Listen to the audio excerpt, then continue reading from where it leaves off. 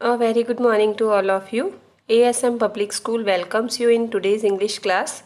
Myself Maninder, going to teach you today English Grammar, Chapter 2, Subject and Predicate.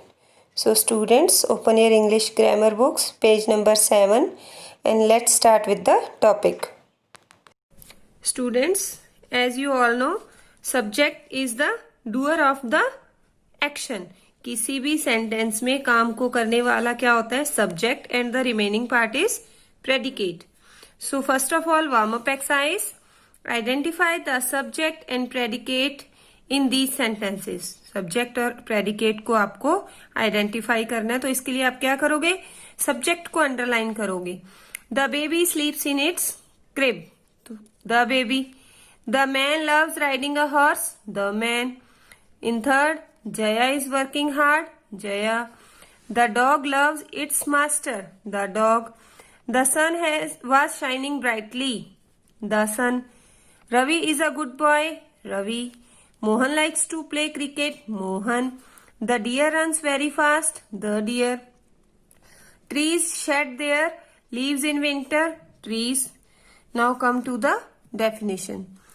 The part of the sentence that tells us who or what the sentence is about is called the subject. Sentence में ये जब हमें ये पता चले जिस part से कि सेंटेंस किसके बारे में है या क्या है, वो क्या है? Subject. A sentence depends on the subject. The next is the subject performs the action denoted by the verb.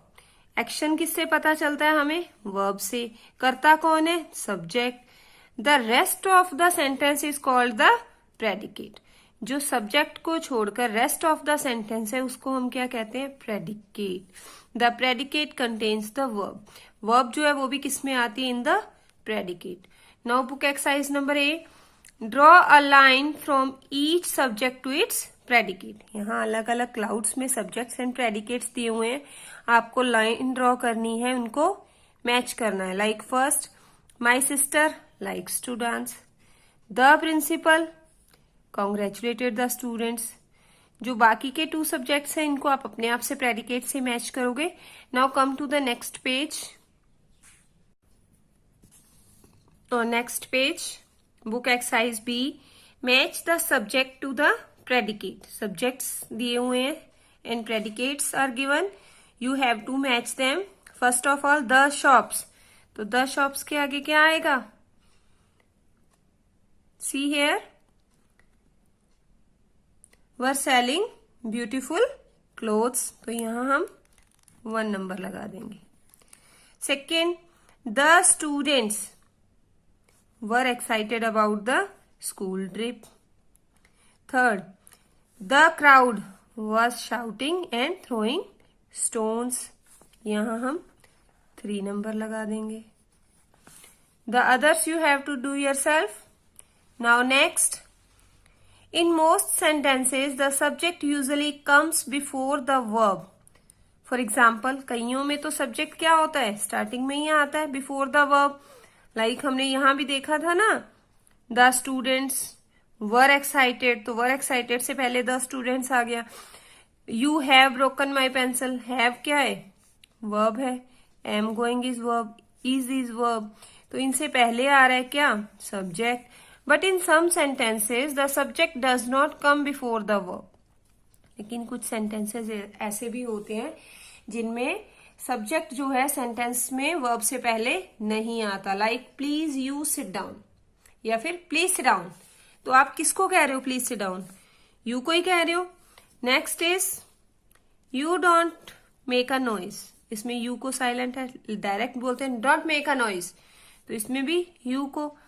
तो जहां पर सब्जेक्ट नहीं दिया हो, जो इम्पेरेटिव सेंटेंस होते हैं उनमें सब्जेक्ट क्या होता है? You.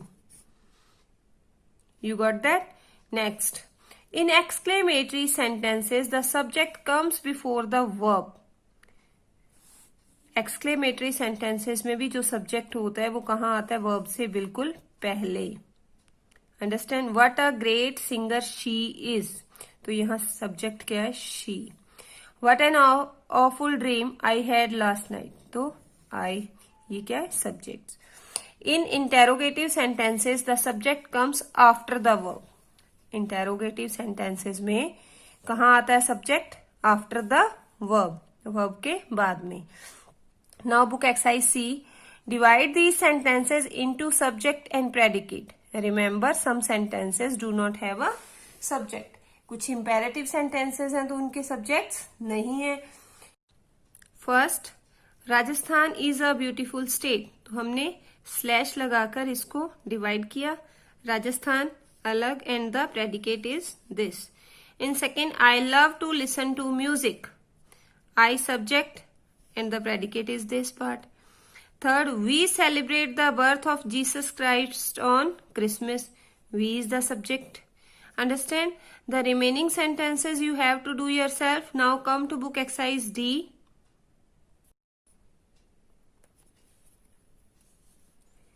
Identify the subject in each of these sentences. जो book exercise D है उसमें आपको क्या करना है? सब्जेक्ट को आइडेंटिफाई करना है. First is can I call you after lunch. तो कैन जो है वर्ब है, वर्ब के बाद जो आता है सब्जेक्ट आता है ना इंटेरोगेटिव सेंटेंसेस में, तो यहाँ क्या आ जाएगा? आई. Second, did you do your homework? You. Third, would you like some ice cream? You. Stop. Exclamatory sentence है. इसमें कोई भी verb, जहां कोई भी आपको सब्जेक्ट ना दिया जाए तो वहां हम सब्जेक्ट किसको मानते हैं? You को.